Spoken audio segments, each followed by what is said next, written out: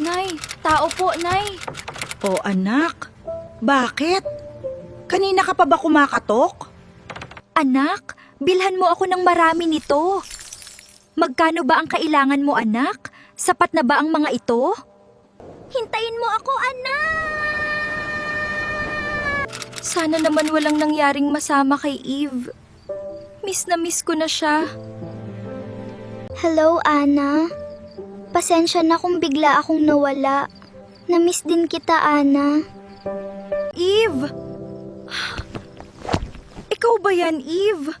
San ka ba nanggaling kung saan kita hinanap? Bakit, Eve? Ano yun? Ah, namiss mo siguro yung pagkain mo, ano?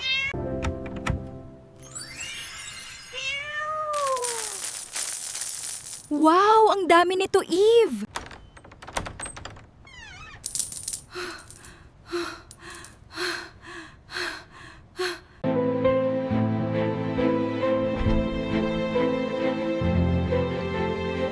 Ah, gusto mo bumili tayo ng madami niyan?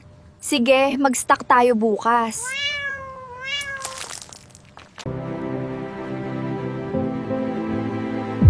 Parang iba ang kutob ko sa lalaking ito ah. Subukan mo lang may gawing hindi maganda, lagot ka sa akin.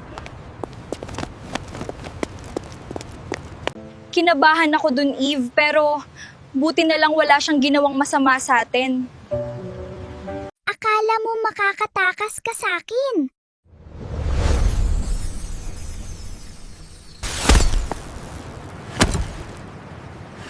Teka, ano to? Bakit parang may kumapit sa pako pero wala akong makita?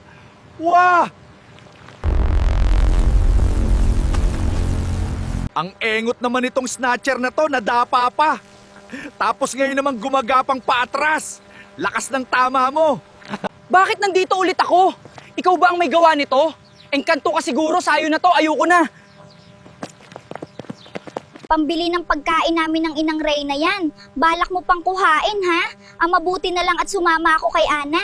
Kundi malalagot ako sa Inang Reyna, baka hindi na ako payagan bumalik dito. Maraming salamat sa'yo, Eve, ha? Alam ko may ginawa ka kaya biglang bumalik yung lalaki dito. Uy, Marie Dolores, ikaw ba yan? Muntik na kita hindi makilala, ah. Gulat ka ba, Mare? Yan ka nga mo, Mare, pwede mo niya. Iba talaga pag yumayaman na, lalo nag-blooming. Ano, balik sa dating gawi? Sagot mo na ha, madami ka na namang pera. Sakto, may dala ka ng pulutan.